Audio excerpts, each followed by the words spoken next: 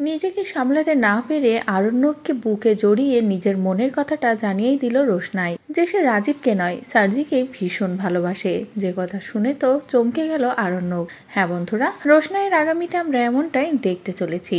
আরণ্যক যে ঠিক কি প্ল্যান করে বেনারসে এসেছে সেটা জানতো না রোশনাই। রোশনাই ভেবেছিল শুধুমাত্র রোশনাইয়ের পরীক্ষাটার জন্য এসেছে, কিন্তু আরণ্যক যে রাজীবের সাথে রোশনাইয়ের বিয়ের ব্যবস্থা করেছে সেটা থেকে অজানা ছিল। তবে আজ যখন রাজীব সবটা রোশনাইকে বলল তখনই রোশনাই ভীষণ রেগে গেল। রোশনাই রাজীবকে কড়া ভাষায় বলেই দিল যে এটা একেবারেই অসম্ভব। আমি তোকে শুধু বন্ধু হিসেবেই ভালোবেসেছি, আর এর বেশি কোনো কিছু সম্ভব না। আমি তোকে বিয়ে করতে পারবো না, কখনো না।